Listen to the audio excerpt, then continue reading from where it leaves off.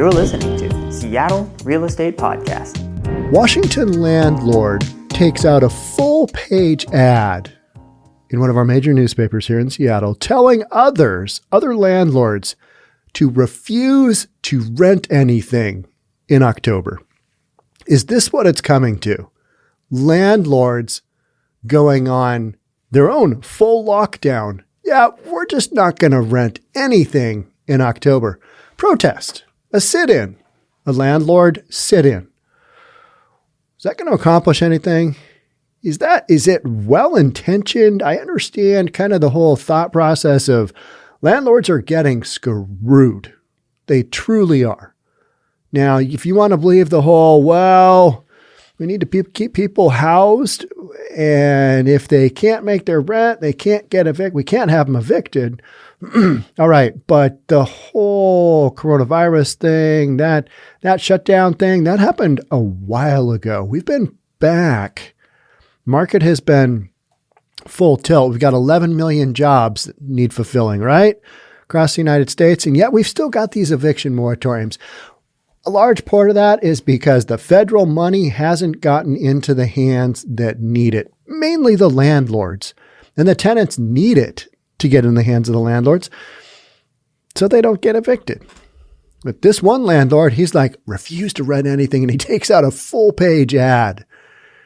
Full-page ad in the newspaper.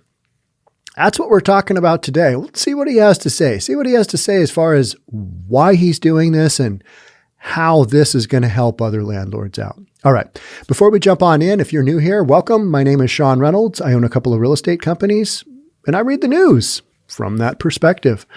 All right. Let's jump on in. This is KIRO Radio, and it's the Dori Monson show. He's an interesting, he brings interesting perspective as well. Governor Jay Inslee announced last week that he is extending a statewide eviction moratorium bridge period another month to October 31st. The last moratorium was going to expire in September, end of September. Just a few, it's literally like 2 days from now when I'm recording this. But instead, we've got yet another bridge, a bridge. Whenever I think of a bridge, I think of it helping us to get from one point to another. And in this case, it just feels like the bridges were just adding on more bridge after more bridge after more bridge.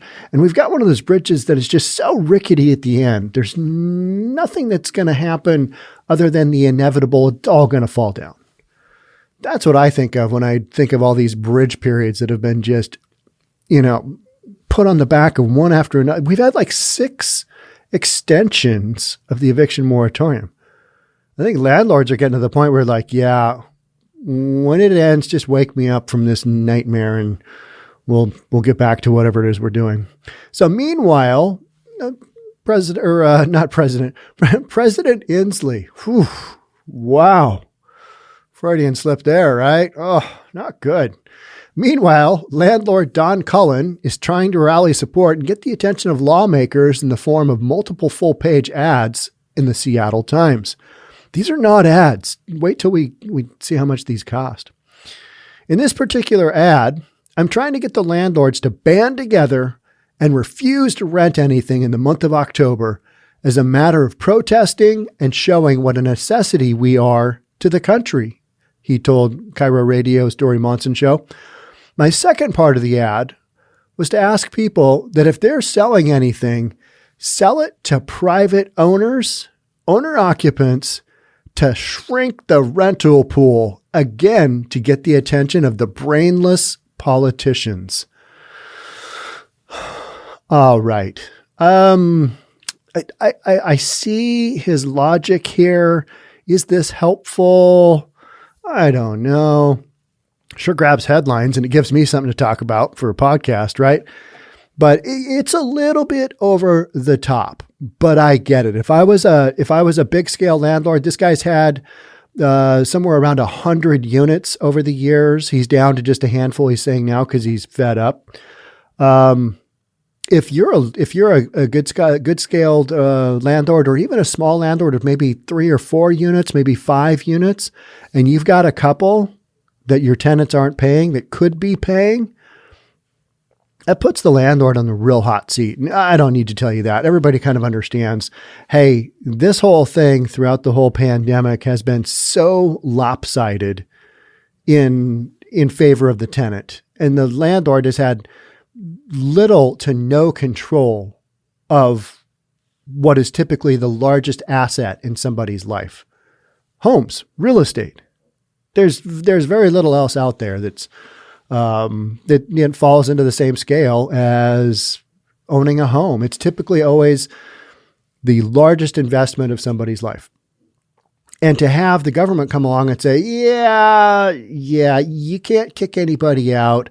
Plus, here's how you're going to have to evict them. Plus, here's what you're going to have to do. And in the city of Seattle, it's gotten even worse. All right, that 60 days notice you used to be able to give for a rent increase, well, that's now 180. It's 6 months. You want a rent increase, you're going to have to wait 6 months to actually implement that. And you're going to have to notify the tenant now. All right, you got 6 months. And if you jack the rent up over 10%, yeah, you're going to have to pay the tenant like 3 months worth of rent towards their relocation. That's how silly it's become renting single-family homes or renting units within the state of Washington and specifically in Seattle. So these landlords, they're just flat pissed off. And I don't really blame them. They've had to weather an enormous storm here. And, if landlords can get through this, I have worked with so many landlords who have been like, okay, yeah, I want to sell. I don't want to deal with this anymore. And I don't really blame them. I wouldn't want to deal with this either. So this guy is saying, number one, don't rent anything in the month of October. That would be interesting. Hey, can I rent that? No. Why? Well, we're on strike. We're not renting. What do you mean? That's not a practical solution, I think, for most landlords. You don't rent for a month. That is 1/12 of your income for the year that if your unit is vacant, that you are not going to get. So you've taken any profits and just flushed them down the toilet. There's a lot of landlords that are doing the best they can, that have held in there. And I think that we're close to sunsetting these eviction moratoriums.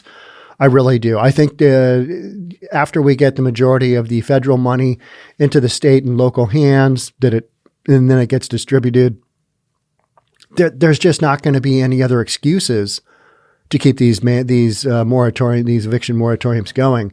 And at some point in the very near future, in Seattle, it's going to be like January 15th, but everything is so hosed in Seattle anyway from a political spectrum that, why would you expect anything else? The Shama Sawant campaign recall, that got the thumbs up from the election committee or whatever it is. They needed like 10,000 something votes. 10,279. I don't know. It's something like that. They got the votes. It's going to be like a December election for yay or nay. Are we getting rid of Shama Sawant from her political position? The recall. And so that's going to happen. That process is going to happen. Super interesting. You got to remember, though, and if you don't know who Shama Sawant is, she sits on the Seattle City Council, and she's done some stuff that some people think is just straight up illegal. You can Google her and see what she did, but she led a protest on the mayor of Seattle's house, private residence, even though the mayor is a former federal prosecutor, and identifying her home is kind of a big no-no. It's a little bit off limits. And the protesters with Shama Sawant, they did a little bit of, decoration of the exterior of the mayor's house. A little extra added art, otherwise known as graffiti. And then Shama Sawant also, I'm off tangent here, but I think, a lot of people want to hear about this. Shama Sawant also, during the middle of the pandemic at night, let her group of protesters, the peaceful protesters from Chop/Chaz, into City Hall. Just, hey, you guys, let's go hang out. Then also use some campaign funds for the Tax Amazon campaign. Use some city funds to. She paid a fine like $3,600. That's kind of resolved, but there's a bunch of questionable stuff. But at the end of the day, on that storyline, City of Seattle residents voted her in. And then they voted her in a couple more times. But now they're kind of at that point where we're like, yeah, we don't really want her in anymore. So recall campaign. So we've got that going on. Meantime, we've got this eviction moratorium going on forever. And this guy taking out the full page ads, calling the politicians brainless. Oh, those are fighting words there, all right? But let's keep going. KIRO 7 TV reports that the ad in this week's paper was the second Cullen purchased, and that he is planning to purchase a third ad. But it's rumored he's going to ask for a discount. Can I get like 20% off for my third ad here? These things are expensive. I should have just rented out my unit. Nah, I'm joking. And I understand what he's doing, but I don't know if it's going to solve anything. But it does bring awareness to this situation, which is landlords, specifically in Washington and Seattle, hosed throughout this for no real reason. Hey, you lost your job during the pandemic. Well, join some of the landlords. They didn't get protection for when they lost their job either. Figure it out. Figure it out. Figure out a game plan. That's what everybody else is doing. But for some reason, we just thought, no rent. Good call. Yeah, no rent. It's like you signed a contract. Everybody else is figuring out all the other contracts they signed. Why is it specifically that landlords got to cover for tenants that may or may not have been able to pay? It's an interesting question, isn't it? All right. So one of his goals from the ads is to create a shortage of rental housing. I don't think that needs to be a goal of anybody because that's happening as we speak on its own. But I think it is really interesting that this guy understands the correlation, and he's a landlord. He's owned a lot of units. He understands the correlation between selling to an owner-occupied and selling to another investor. He gets the fact that when you sell to owner-occupied, you shrink that rental pool. You're not selling to another investor who's going to rent it out again. You shrink that rental pool, those rents, they're going through the roof. I don't know if it would necessarily drive up price, but I want to get the attention of the brainless politicians. There he goes again, calling them brainless. No, they have brains. They're just really, really small and not effective. So, yeah, brainless. That's a tough one. But I understand where he's going with this. That he doesn't think that they're using their tiny little brains as much as they possibly could be. I don't know if it would necessarily drive up price, but I want to get the attention of the brainless politicians that we serve. Not just a need, but a necessity, just like the farmers. And he's talking about housing. All right. So you've basically taken, let's put it in the position of a farmer.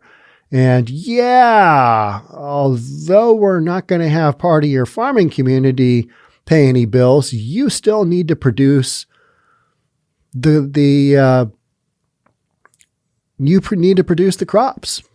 All right. How about that? People would just have a cow. But that's exactly what's had to happen to landlords. Yeah, you guys still just got to cover everything.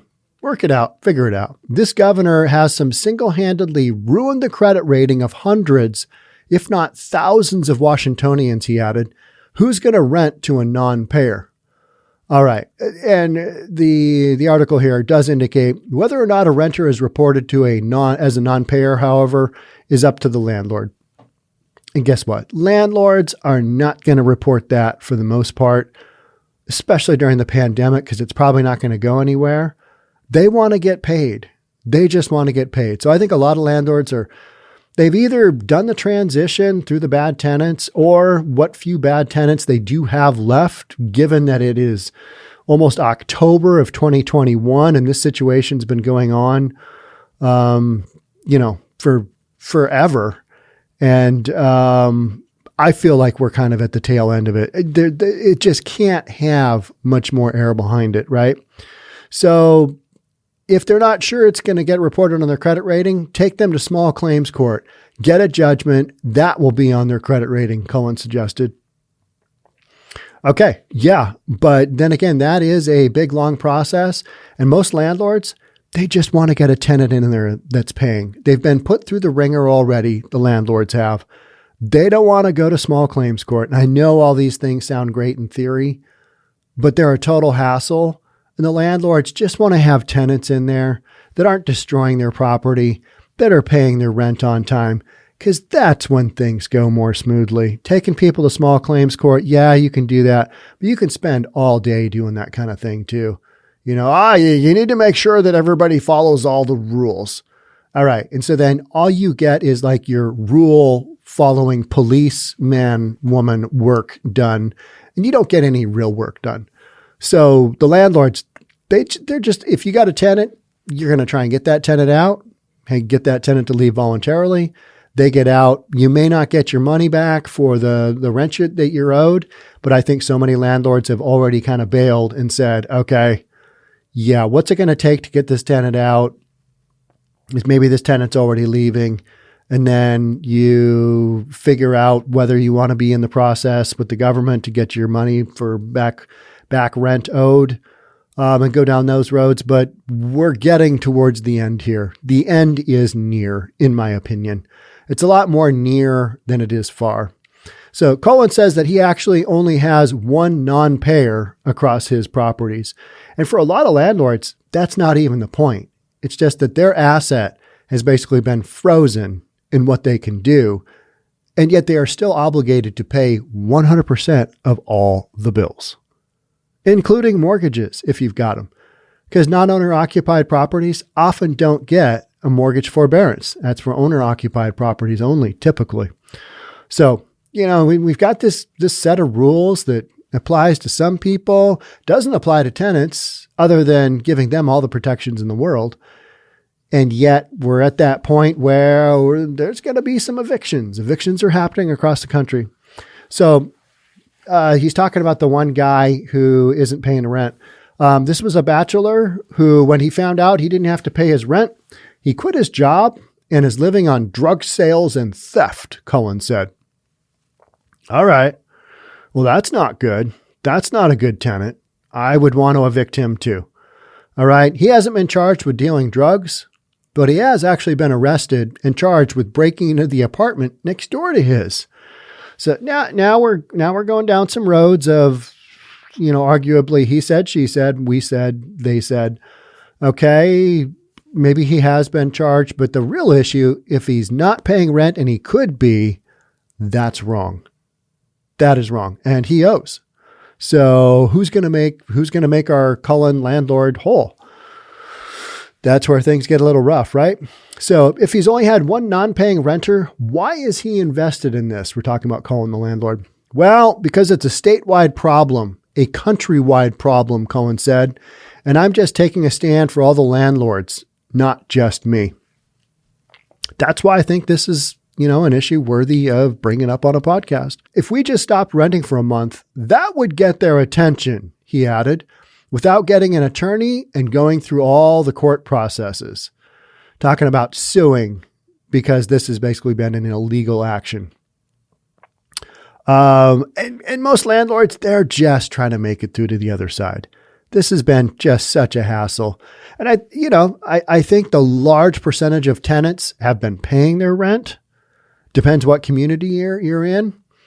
The majority have been paying their rent, but it takes a very small percentage of tenants to not pay their rent to really rock the boats of landlords who maybe this is their retirement income. Maybe they're just getting started and they don't have a lot of reserves. Now, all of a sudden they're paying the mortgage, the insurance, the taxes, the maintenance. They're paying all of that stuff, the repairs, the AC unit that goes out, the toilet breaks, got to fix it. Water line bursts, clogged sewer lines, hole on the roof, water damage, all that good stuff that comes with owning real estate. They're still on the hook for all that stuff, whether or not that tenant is legit in his ability to pay or not pay. So as to whether or not other landlords can afford what Cullen is asking, he says, we'll see. I think very few other landlords jump on board with this. I get where he's going with it, and I understand his frustration. However, I think it's kind of like day late, dollar short. This doesn't make a lot of sense, but it brings awareness. It brings further awareness to an issue that to me is just bonkers that it's here at all. I mean, it's just, if you evict somebody, it doesn't necessarily mean they become homeless, does it? There's lots of people that get evicted for lots of different reasons. Throughout the years, there's always a certain percentage of people that are going to get evicted. They fall on bad times, whatever, just it happens.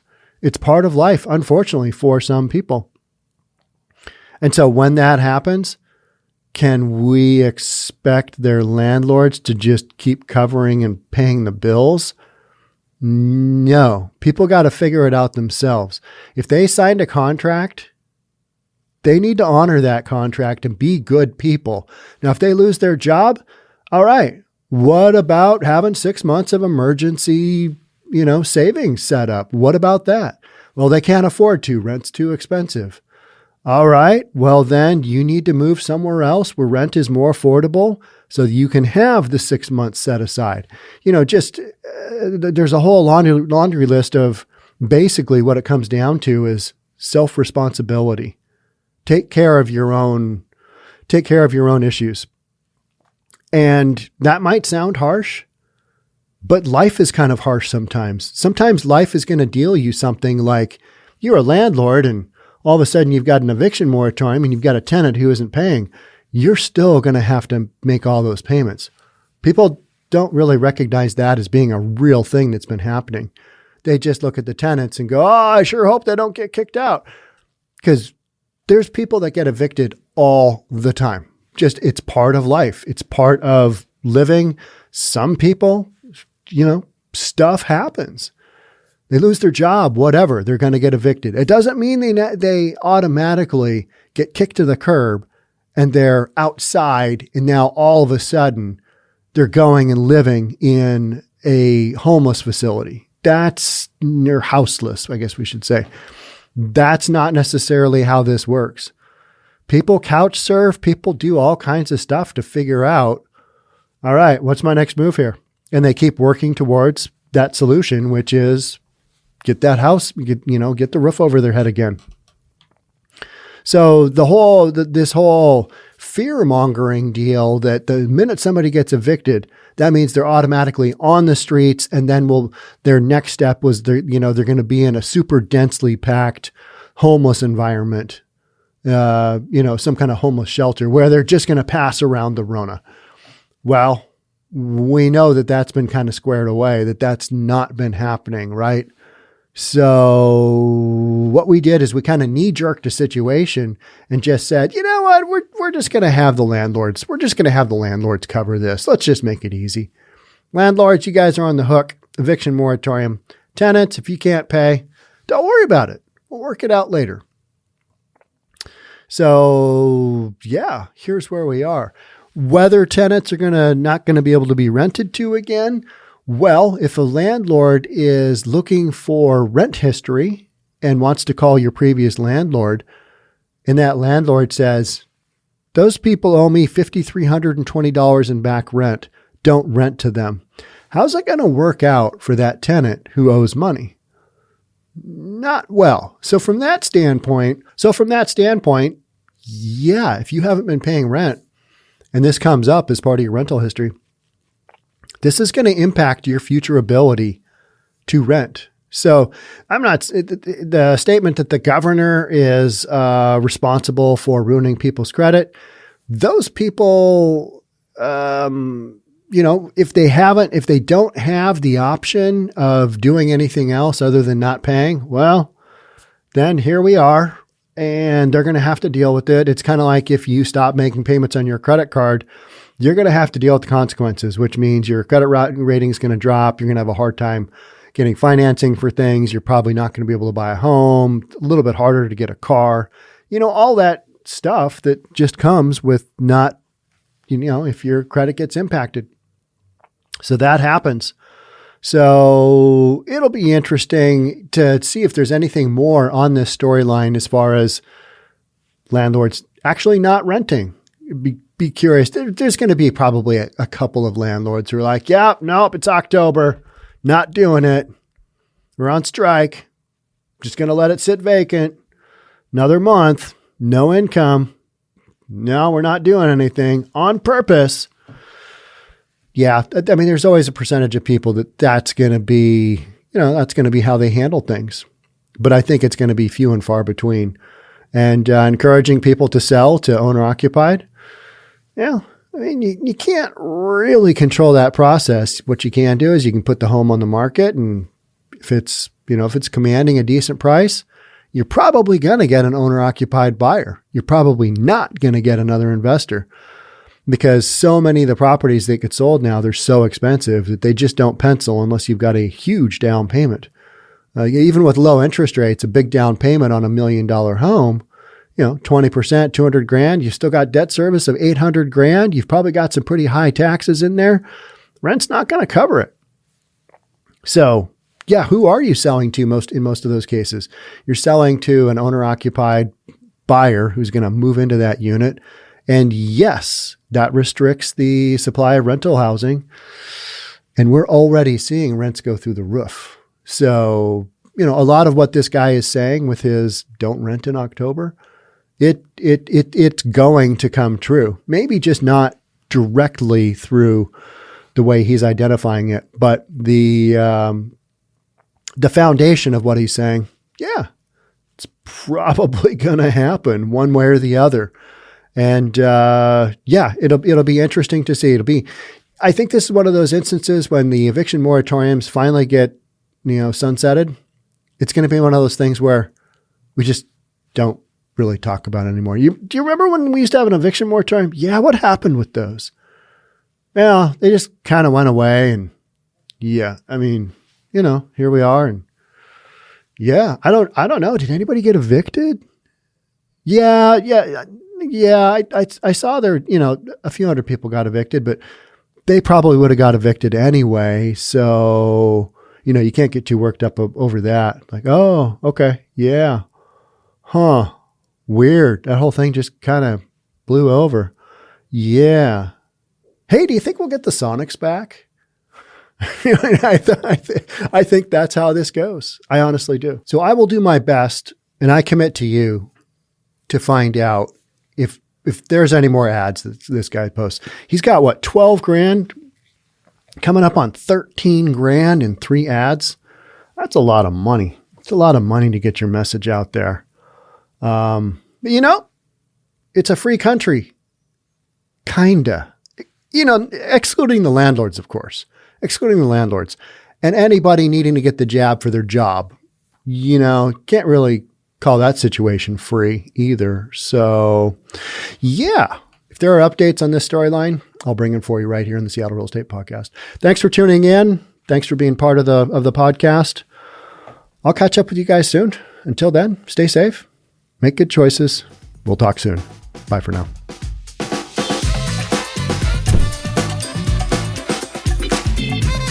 Don't forget to subscribe to our channel and hit the notification bell so you'll know when our next video is out.